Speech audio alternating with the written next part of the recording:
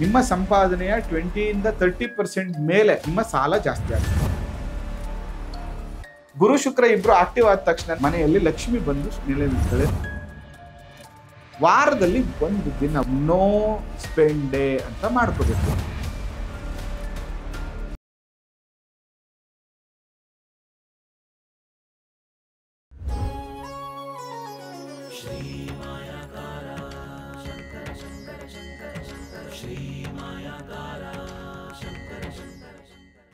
ಶ್ರೀ ಗುರುಭ್ಯೋ ನಮಃ. ಮಾಯಕಾರ ಪ್ರಭುವೇ ನಮಃ. ಗಣೇಶ ದೇವಿ ವಾಗ್ದೇವಿ ಮಮ ವಾಕ್ಯ ಸಿದ್ಧಿ ಗುರು ಸ್ವಾಹ. ಓಂ ನಮೋ ಭಗವತಿ ಚಾಮುಂಡೇಶ್ವರಿ ಮಲಯಾಳ ಸ್ವರೂಪಿಣಿ ಸರ್ವ ಸಿದ್ಧಿಕಾರಿಣಿ ಸತ್ಯಂ ಭೂಹಿ ಸ್ವಾಹ. ಆರಾಧ್ಯ ದೈವನಾಗಿರುವಂತಹ ಮಲೆ ಮಾದೇಶ್ವರನ ಮನದಲ್ಲಿ ನೆನೆಯುತ್ತಾ ವಿದ್ಯಾಗುರುಗಳ ತಂದೆ ತಾಯಿಯ ಪಾದಾರವಿಂದಗಳಿಗೆ ನಮಸ್ಕಾರವನ್ನು ಮಾಡ್ತಾ ಜಗದ್ಗುರು ಪಂಚಾಚಾರ್ಯರನ್ನ ಬಸವಾದಿ ಶರಣರನ್ನ ಮನದಲ್ಲಿ ನೆನೆಯುತ್ತಾ ನನ್ನೆಲ್ಲ ಪ್ರೀತಿಯ ವೀಕ್ಷಕ ಬಂಧುಗಳಿಗೆ ನಿಮ್ಮ ಮೂಗೂರು ಮಧು ದೀಕ್ಷಿತ್ ಮಾಡುವಂಥ ಪರಿಪೂರ್ಣವಾದಂತಹ ನಮಸ್ಕಾರಗಳು. ಹೇಗಿದ್ದೀರಿ? ಎಲ್ಲ ಚೆನ್ನಾಗಿದ್ದೀರಿ ಅಂತ ನಾನು ಭಾವಿಸ್ತೇನೆ. ಇನ್ನೂ ಕೂಡ ನಮ್ಮ ಚಾನಲ್ನ ನೀವು ಸಬ್ಸ್ಕ್ರೈಬ್ ಆಗಿಲ್ಲ, ಫಾಲೋ ಮಾಡಿಲ್ಲ ಅಂದರೆ ದಯವಿಟ್ಟು ಮಾಡಿ. ಇವತ್ತು ನಿಮಗೆ ಧನದ ತಂತ್ರ, ಫೈನಾನ್ಷಿಯಲಿ ಮ್ಯಾನೇಜ್ಮೆಂಟ್ ಟೆಕ್ನಿಕ್ಸ್ಗಳನ್ನು ನಾನು ನಿಮ್ಗೆ ಹೇಳ್ಕೊಡ್ತೇನೆ. ಇದರಲ್ಲಿ ಬಹಳ ಪ್ರಮುಖವಾಗಿ ಬುಧ, ಗುರು ಮತ್ತು ಶನಿ ಇವರು 3 ಜನನೂ ಕೂಡ ನೀವು ಫಾಲೋ ಅಪ್ ಮಾಡಬೇಕಾಗ್ತದೆ. ಯಾಕೆ ಅಂತಂದರೆ ಬುಧ ಇಸ್ ಎ ವ್ಯವಹಾರ ಜ್ಞಾನ. ಬಿಸ್ನೆಸ್ಸನ್ನು ಹೇಗೆ ಮಾಡಬೇಕು ಅದನ್ನು ಬುಧ ಬಹಳ ಪ್ರಮುಖವಾಗಿ ನಮಗೆ ಕಾರಕತ್ವ ಇಂಡಿಕೇಟ್ ಮಾಡ್ತಾನೆ. ಇನ್ನು ಗುರು ಬಂದು ಅದನ್ನು ಧರ್ಮ ಪಾಲನೆ, ಧರ್ಮನಿಷ್ಠೆ ಮತ್ತು ಶನಿ ಬಂದು ಶಿಸ್ತನ್ನು ಇಂಡಿಕೇಟ್ ಮಾಡ್ತಾನೆ. ಇವು 3 ಕೂಡ ಈ ಧನ ಸಂಪಾದನೆಯ ತಂತ್ರದಲ್ಲಿ ಬಹಳ ಪ್ರಮುಖವಾಗಿ ಇಂಪಾರ್ಟೆಂಟ್ ಆಗ್ತದೆ. ನೀವೇನು ಮಾಡಬೇಕಂದ್ರೆ ಫಸ್ಟು ನೀವು ಒಂದು ಟೆಕ್ನಿಕನ್ನು ತಿಳ್ಕೊಬೇಕು. ಬೆಳಗ್ಗೆ ಎದ್ದ ತಕ್ಷಣ ನೀವು ಆಬ್ವಿಯಸ್ಲಿ ಬೆಳಗ್ಗೆ ಬೇಗ ಎದ್ದೋಡುವಂಥದ್ದು ಮತ್ತು ಟೈಮ್ ಸೆನ್ಸನ್ನು ಬಹಳ ಮುಖ್ಯವಾಗಿ. ಶನಿ ಅಂದರೆ ಶಿಸ್ತು ಅಂತ. ಈಗ ಯಾರಿಗೊಬ್ಬರಿಗೆ 8 ಗಂಟೆಗೆ ಅಪಾಯಿಂಟ್ಮೆಂಟ್ ಕೊಟ್ಟಿದ್ದೀರಾ ಅಂದರೆ 8 ಗಂಟೆಗೆ ಹೋಗ್ಬೇಕು. ನೀವು 10 ಗಂಟೆಗೆ ಹೋಗ್ತಾ ಇದ್ದೀರಾ ಅಂದರೆ ನಿಮಗೆ ಶನಿ ಇನ್ಆಕ್ಟಿವ್ ಆಗ್ತಾ ಇದ್ದಾನೆ ಅಂತ ಅರ್ಥ. ಅದು ಮುಂದೆ ತುಂಬ ದೊಡ್ಡ ಮಟ್ಟದ ಸಮಸ್ಯೆಗಳಿಗೆ ಕಾರಣ ಆಗ್ತದೆ. ಮತ್ತು ಏನೋ ನೀವು ಒಂದು ಮಾತು ಕೊಟ್ಟಿದ್ದೀರಾ ಅವರಿಗೆ, ಆ ಮಾತನ್ನು ನೀವು ಪರಿಪಾಲನೆ ಮಾಡ್ತಾ ಇಲ್ಲ ಅಂದರೆ ನಿಮಗೆ ಗುರು ವೀಕ್ ಆಗ್ತಾ ಇದ್ದಾನೆ ಅಂತ ಲಾಂಗ್ ಟರ್ಮಲ್ಲಿ ಅದು ನಿಮಗೆ ತುಂಬ ದೊಡ್ಡ ಸಮಸ್ಯೆನ ಆಗ್ತದೆ. ಮತ್ತು ನೀವು ಸರಿಯಾಗಿ ಟೈಮ್ ಪಾಲನೆ ಮಾಡಿ ನಿಮ್ಮ ಬುದ್ಧಿಶಕ್ತಿಯಿಂದ ನಿರ್ಧಾರಗಳನ್ನು ತಗೊಳ್ಳದೆ ನೀವು ಏನು ಮಾಡ್ತಾ ಇದ್ದೀರಾ, ಇಲ್ಲಿ ಬೇರೆಯವ್ರ ಮೇಲೆ ಡಿಪೆಂಡ್ ಆಗಿ ಅವ್ನು ಮಾಡಿರ್ತಾನೆ ನಾನು ಹೋಗ್ಬಿಟ್ಟು ಸೈನ್ ಹಾಕಿದ್ರೆ ಸಾಕು ಅಂತ ನೀವು ಡಿಸಿಷನ್ ತಗೋತಾ ಇದ್ದೀರಾ ಅಂದರೆ ನಿಮಗೆ ಬುಧ ವೀಕ್ ಆಗ್ತಾ ಇದ್ದಾನೆ ಅಂದರೆ ನಿಮಗೆ ಸ್ವಂತ ನಾಲೆಡ್ಜ್ ವೀಕ್ ಆಗ್ತಾ ಇದೆ, ಬುಧ ವೀಕ್ ಆಗ್ತಾ ಇದ್ದಾನೆ ಅಂತ ಅರ್ಥ.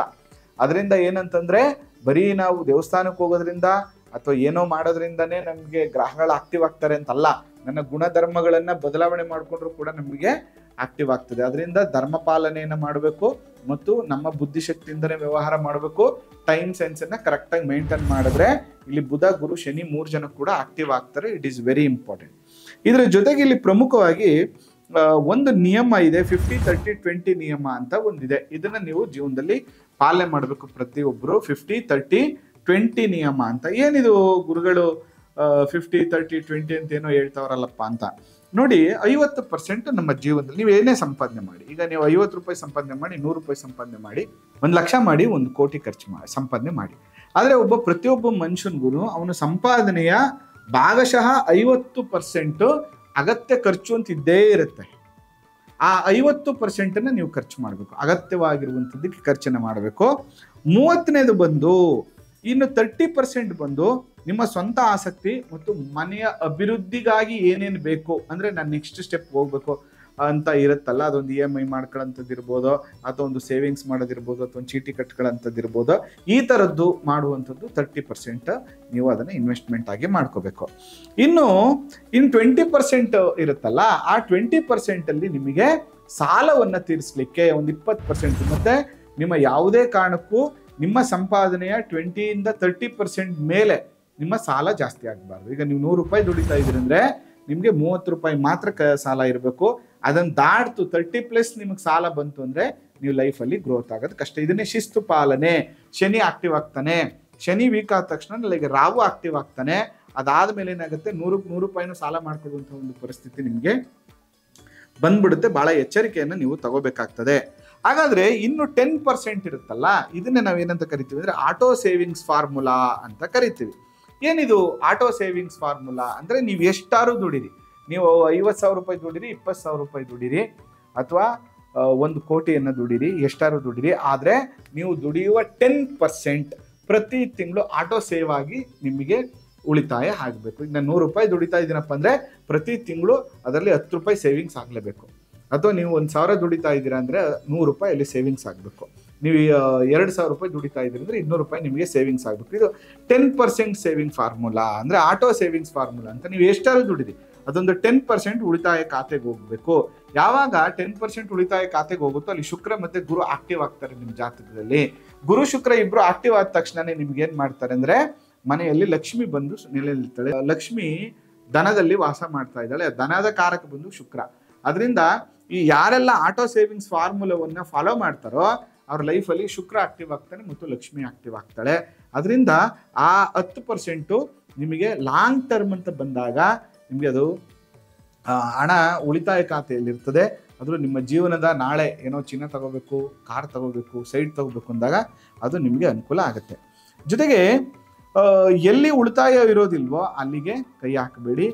ಮತ್ತು ನಿಮ್ಮ ನಿಜವಾದ ಸಂಪತ್ತು ಏನಂತಂದರೆ ನಿಮ್ಮ 10% ಸೇವಿಂಗ್ ಫಾರ್ಮುಲಾ ಇರ್ತದಲ್ಲ, ಅದೇ ನಿಮ್ಮ ಸಂಪತ್ತು. ಜೊತೆಗೆ ಒಂದು ದಿನದ ನಿಯಮ, ಇಟ್ ಈಸ್ ವೆರಿ ಇಂಪಾರ್ಟೆಂಟ್. ಒಂದು ದಿನ, ವಾರದಲ್ಲಿ ಒಂದು ದಿನ, ಒಂದು ಫೈನ್ ಡೇ ಏನು ಮಾಡಬೇಕು ಅಂದರೆ ನೋ ಸ್ಪೆಂಡ್ ಡೇ ಅಂತ ಮಾಡ್ಕೋಬೇಕು. ಅಂದರೆ ಇವತ್ತಿನ ದಿನ ಖರ್ಚಿಲ್ಲದ ದಿನ. ಇವತ್ತು ನಾನು 1 ರೂಪಾಯಿನೂ ಕೂಡ, ಒಂದೇ 1 ರೂಪಾಯಿನೂ ಕೂಡ ನಾನು ಇವತ್ತು ಖರ್ಚು ಮಾಡಲ್ಲ, ಯಾರಿಗೂ ಕೊಡಲ್ಲ. ಮತ್ತೆ 1 ರೂಪಾಯಿಂದು ಹೊಸ ಐಟಮ್ ನಾನು ತಗೊಬರಲ್ಲ. ಮನೆಗೆ ರೇಷನ್ ಕೂಡ ನಾನು ತರಲ್ಲ, ಏನು ತರಲ್ಲ. ಇವತ್ತು ಒಂದು ಚಾಕ್ಲೇಟ್ ಕೂಡ ತಗೊಳ್ಳಲ್ಲ, ಒಂದು ಇನ್ನೊಂದೇನೋ ತಗೊಳ್ಳಲ್ಲ.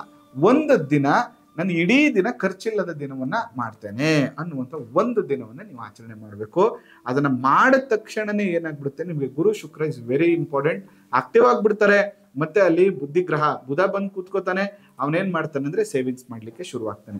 ನಿಮಗೆ ಗೊತ್ತಿಲ್ಲ, ಒಂದು ವಾರದಲ್ಲಿ ಒಂದು ದಿನ ನಾನು ಇವತ್ತು ಖರ್ಚೇ ಮಾಡಲ್ಲ ಅಂತ ನೀವು ಡಿಸೈಡ್ ಮಾಡ್ಕೊಂಡ್ರೆ ನಿಮಗೆ ಗೊತ್ತಿಲ್ಲದೇನೆ 5,000, 10,000, 20,000 ಎಲ್ಲ ಉಳಿಲಿಕ್ಕೆ ಪ್ರಾರಂಭ ಆಗ್ಬಿಟ್ಟಿರುತ್ತೆ. ಒಂದು ವರ್ಷ ನೀವು ಇದನ್ನ ಮಾಡ್ತಾ ಬನ್ನಿ, ನಿಮಗೆ ಗೊತ್ತಿಲ್ಲದೇನೆ ಒಂದು ದೊಡ್ಡ ಅಮೌಂಟ್ ಸೇವಿಂಗ್ಸ್ ಆಗ್ಬಿಡುತ್ತೆ. ಅದರಿಂದ ಈ ನಿಯಮಗಳನ್ನ ಯಾರೆಲ್ಲ ಫಾಲೋ ಮಾಡ್ತಿರೋ ಅವರಿಗೆ ಅತ್ಯಂತ ಶುಭ ಫಲಗಳು ನಿಮಗೆ ಪ್ರಾಪ್ತಿ ಆಗ್ತದೆ.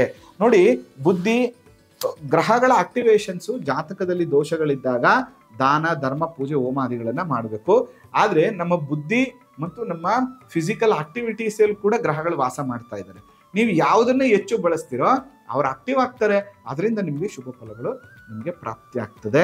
ಇದನ್ನು ಯಾರೆಲ್ಲ ಆಸಕ್ತಿ ಇದೆ ಇದನ್ನ ಫಾಲೋ ಮಾಡಿ, 100% ನಿಮ್ಮ ಜೀವನದಲ್ಲಿ ಬದಲಾವಣೆಗಳಾಗ್ತದೆ. ಅದ್ರ ಜೊತೆಗೆ ಒಂದಷ್ಟು ಸಂಪಾದನೆ, ಒಂದು ಸಣ್ಣ ಭಾಗವನ್ನ ದಾನ ಮಾಡುವಂಥದ್ದನ್ನ ಮರಿಬೇಡಿ ಅಂತ ಹೇಳ್ತಾ, ಆ ಮಲೆಮಹದೇಶ್ವರನ ಅನುಗ್ರಹ ಸದಾ ನಿಮ್ಮ ಮೇಲಿರಲಿ. ಈ ಸಂಚಿಕೆ ನಿಮ್ಗೆ ಇಷ್ಟ ಆಯಿತು ಅಂತ ನಾನು ಭಾವಿಸ್ತೀನಿ.